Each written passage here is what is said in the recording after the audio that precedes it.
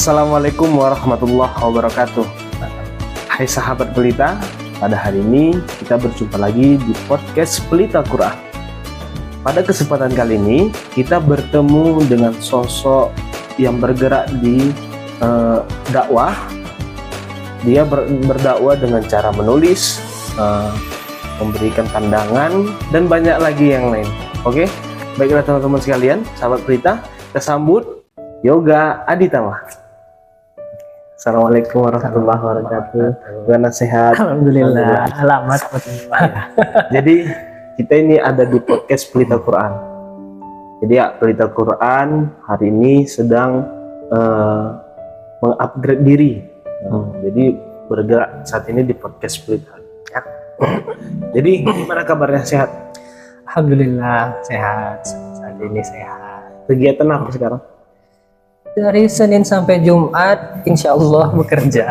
Dari pagi sampai Jumat kerja. Sabtu Minggu itu diisilah untuk kegiatan yang betul-betul bermanfaat. Kadang-kadang kalau ada kajian, ngisinya di situ. Kadang-kadang nulis juga di situ kan. Karena kalau Senin sampai Jumat itu kan padat, memang gitu, pulang kan memang capek kan. Tapi dipadatkan di Sabtu Minggu gitu. Family time lah dan me time. Kalau perlu tahu, ini kerjanya apa? Pemirsa, saya kasih tahu aja. Ini kontroversi nanti. Ya, agak kontroversi ya. tapi memang gitu dari dulu. Saya kontroversi memang orang. Saya bekerja di bagian keuangan daerah lah. Bagian keuangan daerah. Keuangan daerah. Jadi lebih enak didengar. Oke. Jadi di bagian keuangan daerah. Keuangan daerah. Jadi bisa juga gaji-gaji pegawai daerah dari situ lah semua. Iya, bisa dibilang begitu. Jadi kayak gaji-gaji pegawai daerah itu kami ngurus gitu. Iya. Bantuan-bantuan kepada rumah-rumah ibadah Di daerah kita yang ngurus. Saham-saham daerah kita yang ngurus. iya. Oke, Yoga. Kita lihat dulu latar pendidikan. Jadi pendidikannya dulu pernah TK? Pernah TK di? Ya nggak pernah taman apa sih namanya? Taman kanak-kanak. Bukan itu apa? Sebelumnya itu playgroup ya. Playgroup. Dulu di zaman kita nggak ada playgroup. Ada langsung TK. TK? Saya TK di Al-Jamiyatul Wasliyah. Al-Wasliyah di Jalan Benjamin Purba. Iya.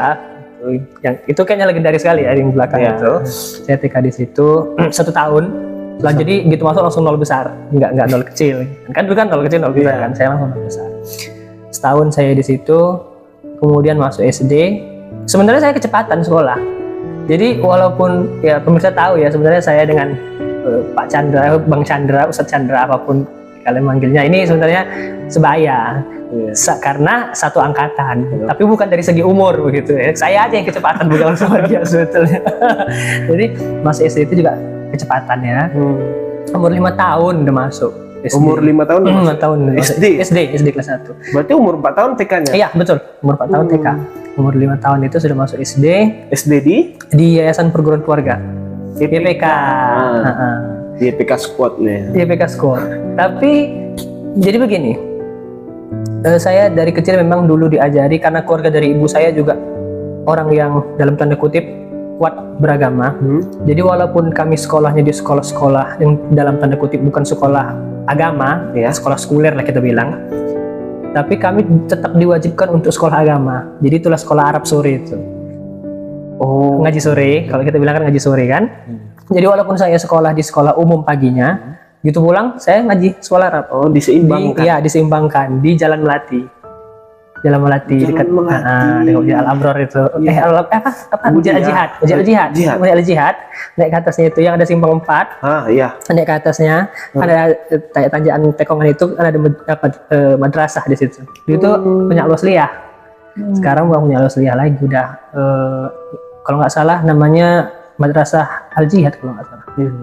Al-Wasliyah. Tamat dari situ saya sempat mondok. Jauh mondoknya. Berapa tahun di YPK? Sampai tamat. SD. Kemudian sempat mondok saya, waktu tamat dari SD saya mondok nggak lama, setahun, karena orang tua saya nggak tahan. Saya sih tahan aja. Di Langkat. Di Langkat. Di Langkat ada pesantren namanya pesantren Al Uswah. Jauh. Jauh Kabupaten Langkat. Mondok di sana setahun saya di sana. Setahun itu 1 semester lah begitu kan. Karena orang tua saya nggak tahan, bukan saya yang nggak tahan, orang tua yang nggak tahan. Karena kalau penyakit anak mondok itu kan kalau nggak kudis, bisul itu aja kan, itu penyakit wajib itu. Kalau nggak kurap, kalau nggak kena itu bukan anak mondok namanya. Jadi saya dulu kena itu, orang tua nggak tega nengoknya kan, gitu liburan. Aku ini mau nyekolahkan anak aku atau membunuh anakku katanya. Dia terakhir keluar dari itu. Keluar dari situ masuk ke MTS Al Wasliyah 120 Jalan Sepiro, Timbang Galung, sebelah Masjid Raya. Dulu namanya MTS Al Wasliyah, sekarang MTS Mesra kan? Iya, Mesra. Sekarang Al Wasliyah udah pindah ke ya, dekat TK-nya. Jalan Purba. Tamat dari situ, saya masuk Madrasah Aliyah Negeri, Matang Siantar, Jalan Singosari. Sekolah bukit kata orang, karena naik-naikan itu. Tamat dari sana, saya masuk Universitas Islam Negeri Sumatera Utara, UINSU. Dulu namanya IAIN. Orang sering aja eng-eng. IAIN. Sekarang UINSU. Saya kuliah di sana, ngambil Fakultas Syariah dan Hukum, jurusan Al-Ahwal Al-Syakhsiyah atau Hukum Perdata Islam, atau lebih spesifiknya Hukum Keluarga. Tamat dari sana 4,5 tahun, mengambil dapat gelar SH sarjana hukum. Enggak SHI. Bukan SHI ya, karena udah di universitas ya. Oke, jadi dari pertama tadi TK Al Wasliyah, itu SD-nya di YPK, betul. Dibarengi dengan ngaji sore. Ngaji sore itu SMA masih ngaji sore nggak ya? Nggak ada ya? Karena udah tamat. Soalnya kan ada di jalan apa sana kan? Oh iya, punya Pak Ali ya? Iya, Pak Ali. Iya, Pak Ali kan ada SMP, SMA-nya kan? Ada SMA-nya juga? Iya. Nggak ada juga sih? Nggak, kalau saya memang awaliyahnya aja. Ngambil awaliyahnya aja yang dasar kan. Tapi begini, walaupun saya ngambilnya cuma dasar, itu pun sebetulnya saya nanggung. Karena udah kelas 4 kan, saya masuk kelas 3 SD. Masuk kelas 3 SD, di pengajian kelas 1. Gitu kelas 6 SD, kan masih kelas 4. Iya. Jadi kan ujian negara tuh kan. Iya. Jadi banyak ditinggal ngajinya. Jadi hasil punya hasil, gantung lah di sini kan. Ngajinya gantung. Saya udah tamat, masuk mondok, lepas ngajinya. Waktu saya pulang balik, saya ditawari ujian negara. Ujian negara ngaji sore, ditawari dari Jalan Sriwijaya. Jalan Sriwijaya. Pak Edi. Iya, Pak Edi ditawari sama Pak Edi. Ujian negara, nggak apa-apa katanya gitu. Ikut aja ujian negara katanya gitu. Daftar, lulus saya, dapat ijazahnya pengajian sore itu. Tapi walaupun saya dapatnya cuma di awaliyah gitu kan, 4 tahun lah bilang kan, tapi malah itu yang menyelamatkan saya sampai sekarang dalam soal pendidikan agama. Karena begini ya, saya mohon maaf kalau banyak pihak yang tersinggung gitu. Tapi kalau boleh saya katakan, begitulah kenyataannya. Pendidikan kita di MTS atau di MA gitu kan, atau di MI lah bilang, itu nggak sama pengajian kita yang kita hadapi di sekolah Arab. Dan ilmu itu nambahnya di ilmu sekolah Arab, bukan di ilmu MI, MTS, MA. Saya boleh jamin, kalau saya tanya sama kawan-kawan kita dulu yang sekolah di MI, MTS, MA, apalah pelajaran yang dia dapat, yang dia ingat di MI, MTS, MA, yang melekat sampai dia yang bisa dipakai sekarang, dia nggak bisa jawab pasti. Nggak bisa jawab. Tapi 4 tahun saya ngaji di sekolah Arab itu, sampai kuliah saya, yang saya pakai itu ilmu yang 4 tahun di sekolah Arab ini. Bukan yang dari MA, MTS, MI itu. Malah pelajaran di MA, MTS itu pelajaran yang sudah pernah saya pelajari di sekolah Arab. Dan itu pelajaran dasar sekali. Bayangkan kelas 3 SMA, kelas 3 aliyah, bahasa Arab, saya baru belajar fi'il madhi. Sementara di sekolah Arab itu sudah belajar di kelas 3. Berarti saya kelas 5 SD. Udah belajar fi'il madhi, fa'ala, fa'ala, fa'alu, fa'al, fa'ala, tafa'al. Itu udah belajar di sana. Jadi jauh sekali kan, tertinggal kan. Dan ternyata ketika kuliah saya ada pelajaran kitab kuning 4 semester, 3 semester kalau saya nggak salah itu. 3 semester atau 4 semester. Yang dipakai itu ilmu dari pengajian sore, bukan dari MTS MA-nya itu. Makanya saya bolehlah jamin bilang, pendidikan sekarang itu nggak bisa harus niru dari pendidikan cara kita dulu. Pagi sekolah umum, pulang sekolah umum ngaji sekolah Arab. Jadi bagaimana tentang sekolah yang menerapkan full day school? Kalau saya ditanya, saya kurang setuju sebetulnya. Kurang setuju. Dengan alasan yang tadi itu. Dengan alasan yang tadi itu, karena begini, full day pun mereka dibuat, ternyata ilmu agama mereka juga tidak sebanyak dan sepaham orang yang sore. Gak dapat. Paling kalau sekarang itu kan ada yang dulu kita nggak ada ya, program itu paling tahfiz ya kan, tahfiz, tahsin. Dulu kan kita nggak ada, sekarang aja itu digalakkan di mana-mana. Tapi kalau karena ada tahsin atau tahfiz, saya rasa full day itu nggak palah memakan waktu lah. Kalau harus sampai full day gara-gara hanya ada tahfiz atau tahsin. Kita dulu waktu sekolah kalau nggak salah juga pernah ada suruh ngapal juz 30 kan, tapi nggak sampai full day kan. Iya. Biasa aja gitu kan. Ya itu menurut saya segitu. Kalau ada yang nggak setuju ya nggak apa-apa, ini pandangan pribadi saya. Ini pandangan pribadi. Jadi sekolah Arab tadi itu ya. Jadi masih ingat nggak apa yang dipelajari di sekolah Arab? Dulu kami kelas 1 yang dipelajarin itu kitabnya yang pertama. Kitab. Kami belajar itu buku bacaannya itu nggak ada bahasa Indonesia. Semua pakai bahasa Arab Melayu. Iya. Tulisannya aksara Arab Melayu. Dipaksa awak harus mengerti bacaan Arab Melayu itu pakai tulisan Arab. Kan gitu kan? Dan Arab Melayu itu pakai tulisan Arab, dia ibu, bapak begitu kan. Dan kitabnya itu yang dipelajari waktu kelas 1 itu tarikh, tauhid, iman, ya macam-macam, dan satu lagi ke al-wasliyahan itu pasti belajar kan. Begitu naik ke kelas 3 mulai berat. Masuk aja kitab-kitab fikih ulama Syafi'i, mazhab Syafi'i, kayak kitab takrib. Begitu fikih mazhab Syafi'i pakai bahasa Arab diterjemahkan sama gurunya. Kita tulis terjemahannya di situ. Begitulah. Sehingga kalau dia memang betul-betul belajar di sekolah Arab, begitu keluar dari sekolah Arab itu, pengajian sore itu, pasti bisa nanggung sorop. Pasti paham bahasa Arab. Pasti jadi ustadz. Walaupun nanti setelah sekolah Arab, dia sekolahnya di SMP umum atau SMA. Pasti orang terkejut. Saya punya cerita.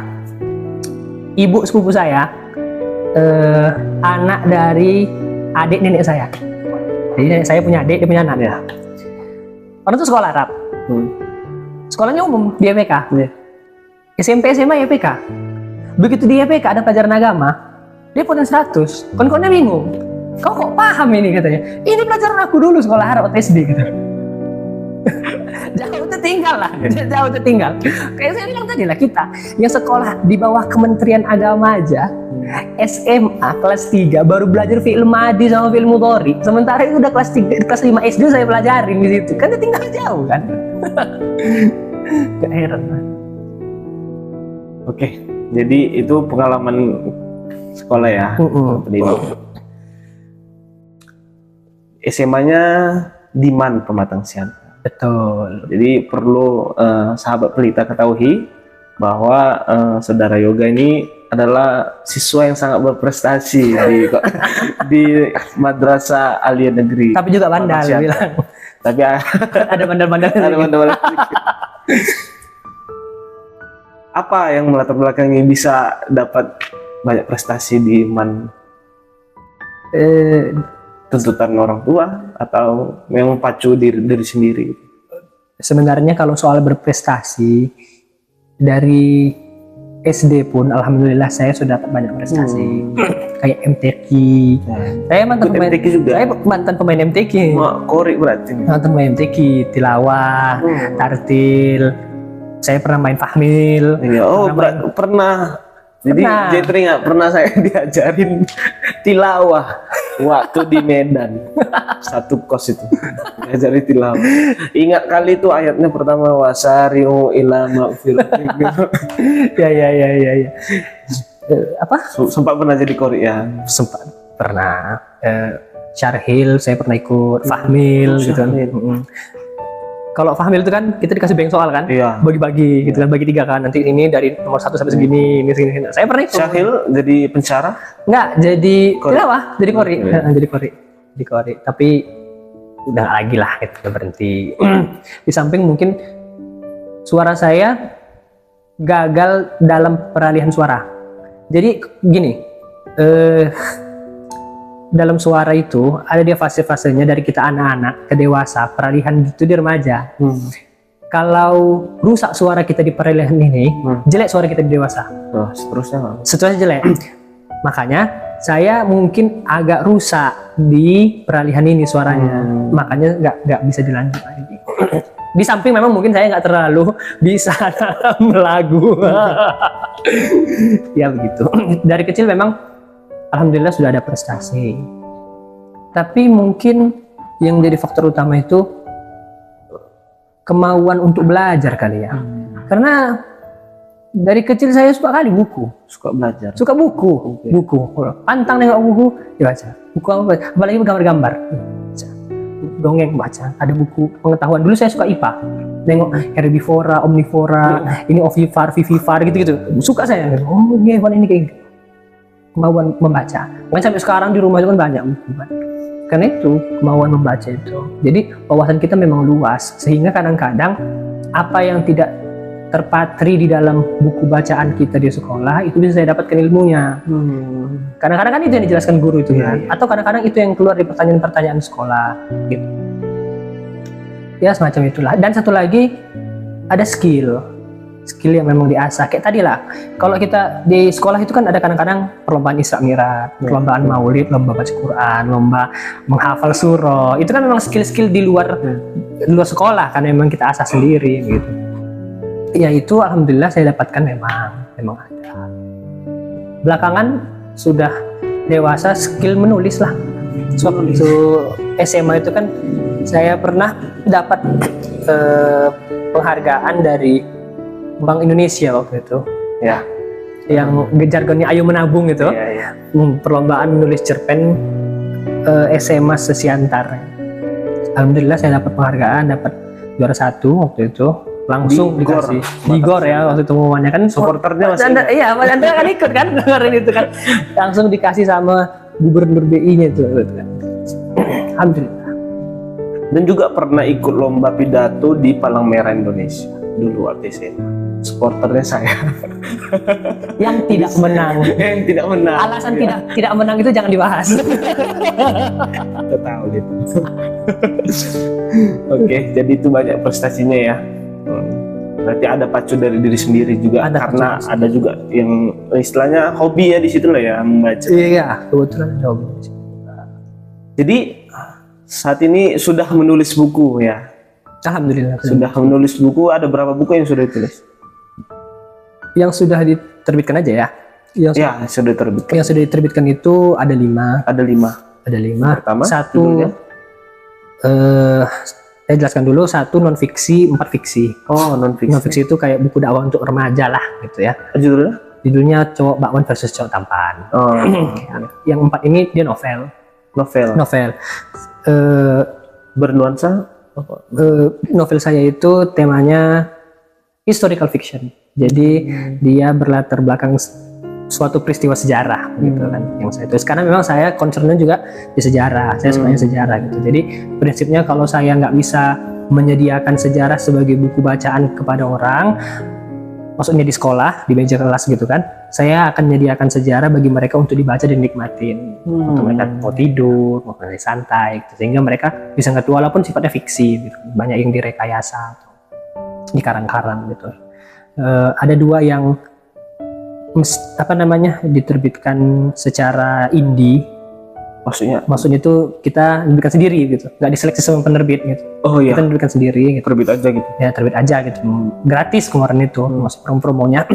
Penerbitnya apa? Penerbitnya guepedia.com. Guepedia.com. Itu yang pertama The King's Mistress. The King's Mistress, kemudian The Queen's Mother, kemudian Roxelana. Itu e-book tuh yang menerbitkan ada di Play Store. Ada di Play Store. Di Playbook sih. Playbook bukan Play Store, Playbook. Jika teman-teman ingin lihat ada di Playbook. Ada di Playbook. Ada apa namanya? Testimoninya juga. Maksudnya ada testernya. Jadi beberapa halaman bisa kita baca free, kemudian kita beli gitu kalau mau tahu isinya. Kemudian yang terakhir itu The Last More.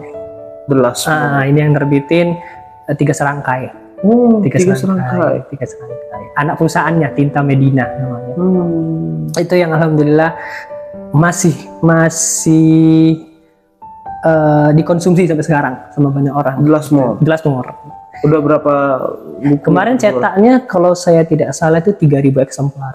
3.000 eksemplar. Nah, itu disebar kan di seluruh Indonesia, di toko buku, di Masuk Gramedia. Masuk Gramedia. Di Gramedia Medan itu kemarin masuk di Gramedia Gajah Mada.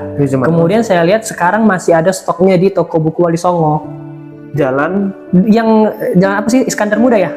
Yang pokoknya dia di simpang Gramedia itu. Kalau toko buku Wali Songo, dia terusnya itu Gramedia di sini, yang di sini. Itu masih ada di situ stoknya. 3.000 ya? 3.000 eksemplar. Luar biasa.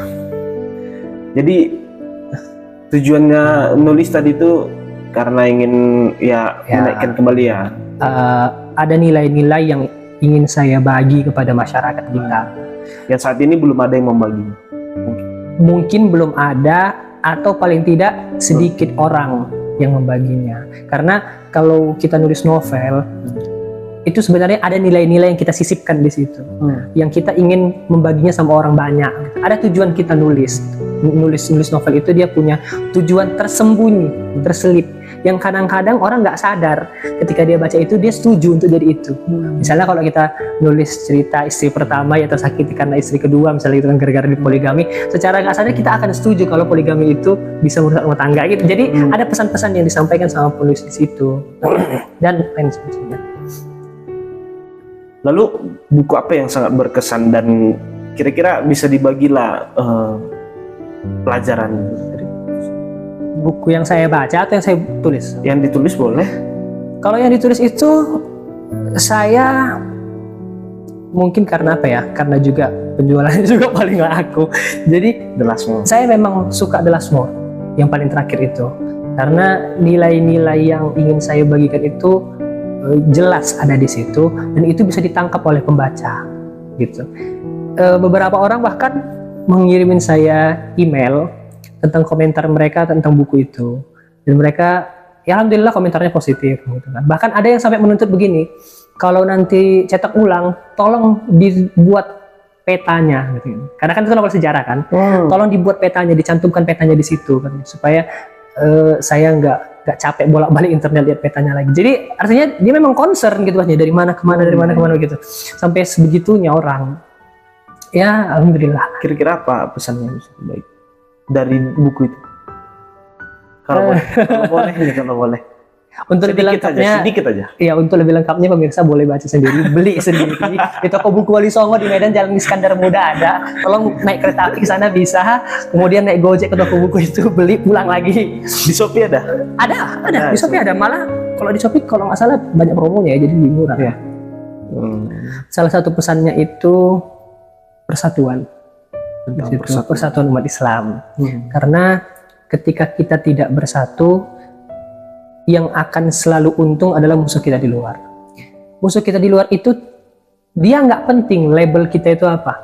Kalau sekarang kan ada istilah Islam moderat, Islam liberal, Islam wasatun, Islam nusantara gitu. Dia nggak peduli label itu. Pokoknya orang Islam.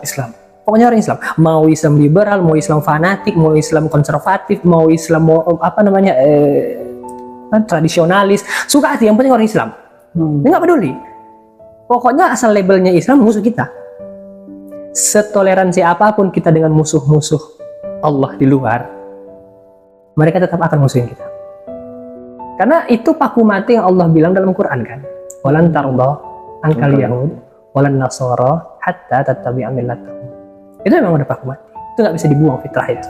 Jadi seadil apapun kita terhadap musuh-musuh itu, dalam kita memperlakukan mereka tetap tidak akan mau adil terhadap kita. Itulah kira-kira persatuan. Memang saat ini memang kita perlukan persatuan. Ya, dan itu memang penyakit kita hari ini. Kalau saya boleh bilang itu kronis. Karena kita sampai di satu titik di mana orang yang tidak sama dengan kita pasti musuh kita. Umat Islam, bukan eksternal ya, internal kita sampai di satu titik di mana orang yang tidak sama dengan kita pasti musuh kita. Awak kunut, dia tak kunut, awak musuh dia. Awak pakai sayyidina, dia tak pakai sayyidina, awak musuh dia. nanti awak puasa nisfu Sya'ban, dia tak puasa nisfu Sya'ban, awak puasa dia. Oh kayak gitu pokoknya. Padahal Tuhannya sama. Padahal Tuhannya sama, Al-Qur'annya sama, kitabnya sama. Bahkan zaman Nabi perbedaan pendapat itu sudah ada begitu. Entah kenapa seolah-olah pihak-pihak ini menganggap perbedaan pendapat itu baru ada sekarang gitu. Oke, sahabat pelita, jadi itu tadi pengalaman hidup dari Yoga Ditama, dari yang mulai sekolah Arab, masuk di universitas di Sumatera Utara. Dengar-dengar kabarnya cum laude. Alhamdulillah. Lulusan terbaik Alhamdulillah. sefakultas syariah Iya. tahun 2019. 19. Masya Allah. Oke, Yoga. Ini tadi pengalaman hidup ya. Jadi bagaimana pandangan Yoga tentang kondisi umat Islam sekarang, terutama di generasi penerusnya, anak-anak remaja gitu. Kalau saya boleh bilang kenyataan pahitnya itu, kita